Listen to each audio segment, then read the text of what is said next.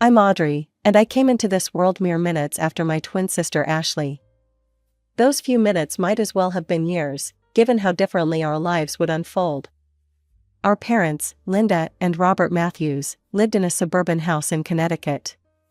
Mom worked as a real estate agent, always dressed to impress, with her perfectly manicured nails and designer suits. Dad ran his own small accounting firm, spending most of his days buried in spreadsheets and tax forms. They seemed like your typical middle-class family, except for one thing, their obvious favoritism toward Ashley. I first noticed it when we were around 5. It was subtle at first, the kind of thing you might miss if you weren't living it every day. While other parents of twins dressed their children identically, celebrating their matching status, our parents made sure Ashley stood out. They'd take us shopping, and Ashley would get the new Nike sneakers while I got the clearance rack specials. She got the authentic Barbie dolls, I got the knockoffs from the dollar store. Even our birthday celebrations felt uneven. Ashley's portion of our shared cake always seemed bigger, her pile of presents always taller. These little moments piled up like stones in my pocket, weighing me down day after day. When Ashley got her ears pierced at 6, I wasn't even asked if I wanted mine done too. When she started taking ballet lessons, I was told we couldn't afford 2 sets of lessons. Somehow, though, there was always money for Ashley's growing list of activities: gymnastics, piano, art classes. Our early childhood photos tell the story better than I ever could. In every family picture, Ashley's front and center, usually in some frilly dress from an expensive children's boutique. I'm always somewhere in the background, wearing whatever was on clearance at Target, looking like an afterthought in my own family portraits. Maybe they just don't see it, I remember telling myself at night, staring at the glow-in-the-dark stars on our shared bedroom ceiling. Ashley had twice as many stars on her side of the room. Even the universe above our beds played favorites. The worst part wasn't the material differences, kids can survive without designer clothes and fancy toys. It was the way they looked at her versus how they looked at me. When Ashley spoke, they leaned in, hanging on every word. When I spoke, their eyes would drift, their attention already moving on to something else, someone else. Always to Ashley. As we approached school age, I held on to hope that things would change. Maybe once we were in school, once teachers and other adults were involved, our parents would see us both equally. Maybe they'd realize that having twins wasn't a burden but a blessing. Maybe they'd finally see me. I remember standing in front of our house that first morning, Ashley and I in our new uniforms, Mom taking pictures. For once, we looked identical, same plaid skirt, same white blouse, same navy cardigan. I thought maybe this was the beginning of change. "Girls, smile," Mom called out, but her eyes were fixed on Ashley. "Ashley, honey, tilt your head a little to the right. Perfect." The familiar ache in my chest returned. Even in identical clothes, she found ways to make Ashley shine brighter. Our classroom was bright and cheerful, with alphabet charts on the walls and tiny desks arranged in neat rows. Mrs. Thompson, our teacher, sat us alphabetically, Matthews and Matthews, side by side. I was thrilled. Finally, someone who would treat us the same. But after school, the old patterns emerged stronger than ever. Mom's silver SUV would pull up to the curb, and what happened next became a daily routine that felt like a twist of the knife. "Audrey, go straight home and start your homework," Mom would say, barely looking at me as I climbed out of the car. Then she'd turn to Ashley with a bright smile. "Ready for dance class, sweetheart?" Off they'd go, to ballet on Mondays, piano on Tuesdays, art class on Wednesdays, gymnastics on Thursdays, and drama club on Fridays. I'd watch them drive away, then walk into our empty house, the silence my only companion. I threw myself into my studies, thinking that maybe, just maybe, if I got perfect grades, they'd notice me. I'd sit at the kitchen table, methodically working through math problems, practicing my spelling words, reading ahead in our textbooks. The house would stay quiet for hours, until I'd hear the garage door open and their voices floating in, Ashley chattering about her latest achievement, Mom's proud responses echoing through the halls. "Mom, I got an A+ on my history test," I said one evening, holding up my paper.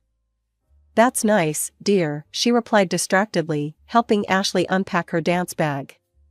"Ashley, show Dad the new routine you learned today." I kept trying. Every perfect score, every teacher's praise, every gold star, I collected them like precious gems, hoping one day they'd be enough to make my parents' eyes light up the way they did for Ashley. Then came the night that changed everything. I was 12, heading to the kitchen for a glass of water after finishing my homework. Their voices drifted up from the den, where they often sat after Ashley went to bed. I normally ignored their late-night conversations, but something made me stop this time. "Sometimes I wonder if we made a mistake," Dad was saying, his voice heavy with something I couldn't identify. "What do you mean?" Mom asked. "Having twins. Ashley would have been enough. She's everything we could want in a daughter. But two of them." "I know what you mean," Mom sighed. "Ashley's special. She's meant for great things. But Audrey, she's just there. We would have been fine with just Ashley." The glass slipped from my hand, but I caught it before it could shatter. I wished I could catch my heart just as easily. In that moment, everything crystallized. The years of trying to earn their love, of hoping things would change, it all seemed so foolish now. They didn't want me. They never had. I was the unwanted twin, the extra daughter, the one they wished they didn't have. After that night, something shifted inside me. I stopped seeking approval and instead focused entirely on my studies. Turns out, freedom from constantly trying to please my parents cleared my mind in ways I never expected. My grades, already good, became exceptional. "Excellent analysis, Audrey," Mr. Peterson said one day in English class, holding up my essay on The Great Gatsby. "Class, this is exactly the kind of deep thinking I'm looking for." I could feel Ashley tensing up beside me, her pencil tapping against her desk in that aggressive way it did when she was angry. I kept my eyes forward, but I could see her face turning red from the corner of my eye. Similar scenes played out in other classes. Math, science, history, it didn't matter. The more the teachers praised my work, the more Ashley seethed. It came to a head in chemistry when Mrs. Rodriguez asked me to tutor other students. That evening, I heard Ashley's voice from downstairs, "Mom, the teachers are being mean to me. They always praise Audrey and make me look bad. They're doing it on purpose." The next day, Mom stormed into school, designer handbag swinging, heels clicking against the linoleum floors. I watched from the hallway as she marched into Principal Williams' office, where they'd called in Mrs. Chen, our class teacher. "I want to know why your teachers are discriminating against my daughter," Mom demanded. Mrs. Chen, bless her, stayed calm and professional. "Mrs. Matthews, let me show you something." She pulled out our progress logs, laying them side by side. "Here are both girls' records. Audrey consistently scores in the top percentile in all subjects. Ashley's grades are." "Are you suggesting my Ashley isn't smart?" Mom interrupted. "Not at all. I'm merely pointing out that Audrey's academic achievements are. This is exactly what I'm talking about. You're all biased against Ashley." No amount of evidence could convince her. When she came home that day, I overheard her telling Dad that the teachers were obviously prejudiced against their precious Ashley. By 16, I was tired of asking for pocket money and watching Ashley get hundreds of dollars just for existing. I applied for a job at the Coffee Bean, a cute cafe just a few blocks from our house. It wasn't glamorous work, but I loved the independence it gave me. Plus, my coworkers actually appreciated my presence, a novel experience in my life. Ashley, of course, couldn't let me have even this small victory. "Oh my God, you're actually going to be a waitress," she sneered one morning, watching me put on my uniform. "That's so common. Mom, can you believe Audrey's going to serve people food?" Mom just made a disapproving noise, sliding another $100 bill across the table to Ashley for her shopping needs. That's when I remembered something I'd overheard years ago, a heated phone conversation where Mom had yelled, "I don't want anything to do with you anymore." You're embarrassing with your tiny house and your budget clothes. I've moved up in the world. She'd been talking to her parents, my grandparents. The ones I'd never met because they weren't good enough for her new lifestyle. That evening, while Mom and Ashley were at another shopping spree, I snuck into Mom's home office. In her address book, under D4, Do Not Contact, I found an address in the older part of town. The next day, instead of heading to my afternoon shift at the cafe, I took a bus to a small blue house with a well-tended garden. My heart was pounding as I walked up the path. I had no idea what to expect, but I knew I had to try. I raised my hand to knock on the door. The door opened, revealing an elderly couple. The woman had gray hair tied back in a neat bun, and the man wore wire-rimmed glasses. They looked at me with confusion until I spoke. "Hi, I'm Audrey Matthews. I think you're my grandparents." Their jaws dropped simultaneously. The woman, my grandmother, put her hand to her mouth. "Oh my God, Frank, it's really her." They invited me in, and suddenly I was sitting in their cozy living room, drinking tea from delicate cups while they couldn't stop staring at me. "You look just like your mother did at your age," Grandma said softly. Before she changed. That first visit turned into many more. I'd tell my parents I was working extra shifts at the cafe, but instead, I'd spend hours with my grandparents, bringing them pastries and cookies from work. They were wonderful listeners, genuinely interested in my life, my studies, my dreams. For the first time, I felt seen. Then came graduation day. The ceremony was typically Matthews family style, all focus on Ashley.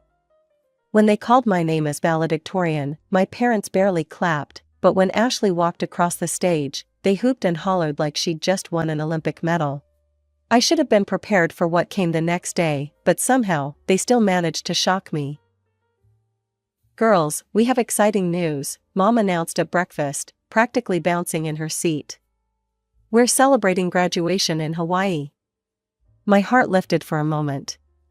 Despite everything, I thought maybe, just maybe, this one time.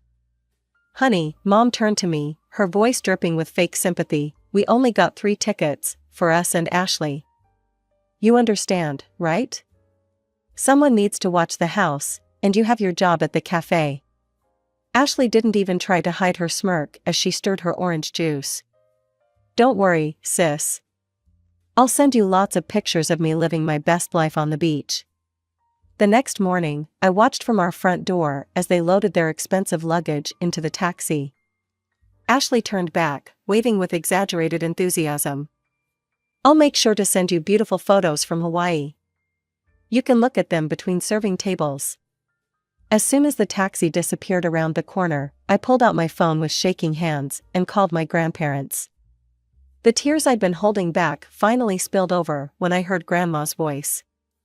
They went to Hawaii without me," I managed to get out between sobs. "They just left me here like I'm nothing." "Oh, sweetheart," Grandma's voice was soft but firm. "Come over right now. We'll have our own graduation celebration." I drove to their house, still wiping away tears. As I turned onto their street, I noticed something unusual, a brand new Mercedes C-Class sedan parked in their driveway, gleaming in the summer sun. It looked completely out of place next to their modest home. "Whose car is that?" I asked as I walked up to their front porch. Grandpa's eyes twinkled as he held up a set of keys. "Yours. Happy graduation, Audrey." I stood there, mouth open, sure I'd misheard him. "What? But how?" I thought. "Sit down, dear," Grandma patted the porch swing. "We have something to tell you." They explained how, after Mom cut ties with them, they'd invested their modest savings in several tech startups. Those investments had paid off spectacularly, but they'd chosen to keep living simply in their familiar home. "Your mother left us because she thought we were too poor, too beneath her," Grandpa said, shaking his head. "The irony is, we're probably wealthier than she is now. We just don't feel the need to show it off." "We've been waiting for the right moment to help you," Grandma added. And this seemed perfect. I hugged them both, overwhelmed by their generosity and love. They ushered me inside, where they'd prepared a beautiful graduation lunch. The table was set with their best china, and a congratulations graduate banner hung across the dining room. Over homemade lasagna and garlic bread, they asked about my college plans. Actually, I said, feeling proud, I got accepted to Princeton with a full academic scholarship.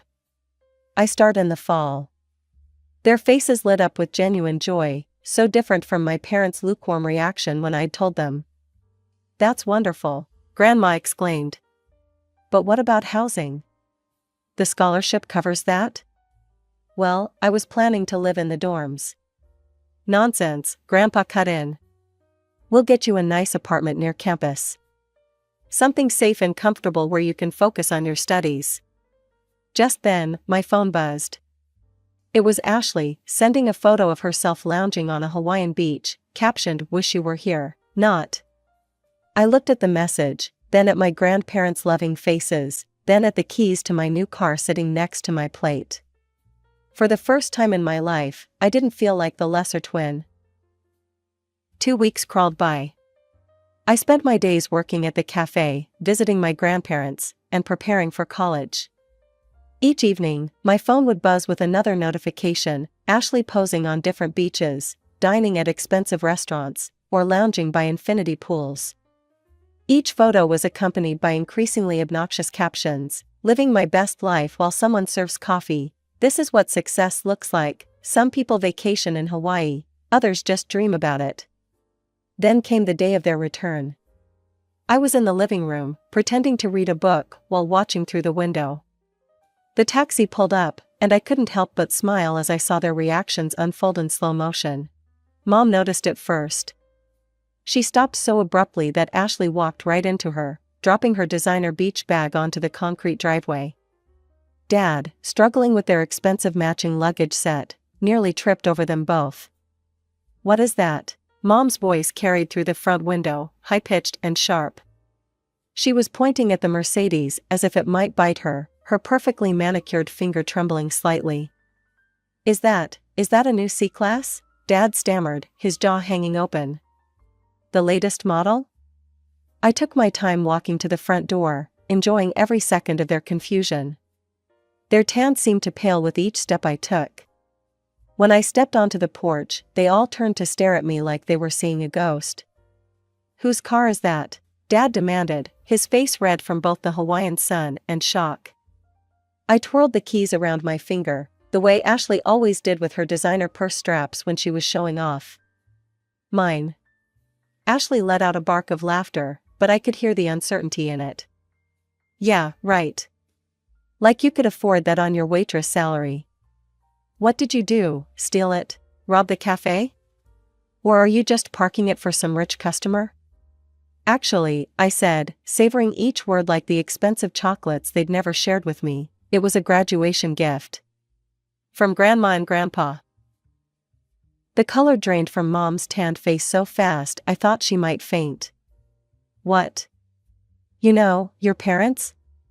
The ones you were too embarrassed to talk to because they were too poor? Those grandparents." Dad turned to Mom so fast I thought he might get whiplash. "Linda, call your parents. Right now." His voice had that same demanding tone he used when ordering at restaurants. Mom's hand shook as she pulled out her phone, her French manicure catching the sunlight. She didn't even bother with pleasantries when Grandma answered, putting the phone on speaker without realizing it. "Where did you get the money for that car?" she demanded, her voice echoing in our front yard. I could hear Grandma's voice through the phone, calm and slightly amused. "Oh, hello to you too, dear. Enjoying your expensive vacation?" I saw all the lovely photos Ashley posted. "The Royal Hawaiian Hotel looks lovely this time of year." "Don't change the subject. How could you afford to buy Audrey a Mercedes?" "Well, sweetheart," Grandma's voice dripped with satisfaction, "it seems you underestimated us. Those embarrassing parents you were so ashamed of? We're quite comfortable now. More than comfortable, actually. We're rich." Mom's entire demeanor changed instantly, her voice becoming syrupy sweet. "Mom, I've been thinking, maybe it's time we put the past behind us." Family is so important, after all. Is it? Grandma's voice was cool. Of course. And speaking of family, Mom's eyes darted to Ashley, who was already preening. You have another granddaughter who would love to get to know you. She could really use a nice car too, maybe even something a little more special? Grandpa's laugh crackled through the speaker. You mean the granddaughter you just took to Hawaii while leaving Audrey alone? That granddaughter? Mom's face flushed. That's not. I mean, look, as grandparents, you should treat the girls equally. They're the same age, after all. It's only fair they get the same gifts. Equally? Grandma's voice turned sharp. That's rich coming from you, Linda. Parents should love their children equally too. But that hasn't been the case in your household, has it? The line went dead. Mom stared at her phone for a moment before turning to me, her expression hardening. Audrey, you need to give that car to your sister. Excuse me? I couldn't believe what I was hearing. Ashley needs a good car for college, Dad jumped in. She got accepted to State University. She needs reliable transportation. You're just working at that cafe, you don't need anything this fancy. Ashley was already walking toward the Mercedes, hand outstretched. Give me the keys, sis. You know, I'll look better driving it anyway. I laughed. I couldn't help it. The sheer audacity of it all was just too much. This is my car, I said firmly. And I'm not giving it to anyone. Dad stepped forward, his face red with anger. If you don't give that car to your sister right now, you can get out of this house. Funny you should say that, I said, walking to the Mercedes. I popped the trunk, revealing my packed suitcases and boxes. I'd been ready to leave for days. Their mouths hung open as I pulled an envelope from my purse and held it up. Oh, and by the way, I won't be serving coffee much longer. I got accepted to Princeton on a full scholarship. Ashley's shriek could probably be heard 3 blocks away. Mom stumbled backward like I'd slapped her. Dad just stood there, opening and closing his mouth like a fish out of water. I got into my car, the leather seat still new enough to creak slightly. Through the windshield, I could see their shocked faces, their perfect family fantasy crumbling before their eyes. Those last few weeks of summer at my grandparents' house were the happiest I'd ever experienced. Every morning, I'd wake up to the smell of Grandma's coffee and the sound of Grandpa humming as he read the newspaper.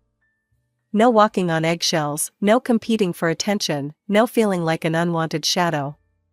Just peace. Moving to Princeton was bittersweet. I hugged my grandparents goodbye, promising to call every day, and set off in my Mercedes with everything I owned. The drive to New Jersey felt like crossing a boundary between my old life and my new one. My grandparents had found me a beautiful little apartment just 10 minutes from campus. Nothing flashy, but worlds better than any dorm room, hardwood floors, big windows, and even a small balcony where I could study. They'd insisted on paying the rent, despite my protests. I still wanted some independence, though, so I got a part-time job at a local coffee shop. The irony wasn't lost on me, still serving coffee, but this time by choice, not necessity. My co-workers were mostly other students, and for the first time in my life, I found myself making real friends. One Sunday afternoon, about a month into the semester, Grandma called with some interesting news. Your parents showed up at our door yesterday, she said. My heart skipped a beat. What did they want? Oh, the usual. Linda was all smiles and fake apologies, asking about our financial situation and hinting about Ashley's upcoming birthday. Your father kept looking around the house, probably trying to guess our net worth. What did you tell them? Grandpa's voice joined in on the line. We told them that we'd already decided what to do with our money. It's all going to you. I could picture their faces. How did they take that? Let's just say Linda's smile didn't look so genuine after that, Grandma chuckled. We asked them not to come back. That evening, I blocked their numbers and all their social media accounts. Ashley's too. I knew what would come next, sudden declarations of love and regret, offers to start fresh as a family. But I didn't need their kind of family anymore. Now, sitting in my constitutional law class, taking notes and actually enjoying the complexity of the material, I sometimes think about that little girl who used to pray for her parents' love. I wish I could tell her that she'd find something better, not just love, but respect, support, and the freedom to be herself. My phone buzzes quietly in my pocket, probably my study group confirming our meeting at the library later. Or maybe it's Jake, that cute guy from my psychology class who keeps asking to get coffee, not at my cafe, thankfully. It's such a normal life. No drama, no constant comparisons, no feeling like I'm not enough. Just me, my studies, my friends, and my future stretching out ahead of me, full of possibilities.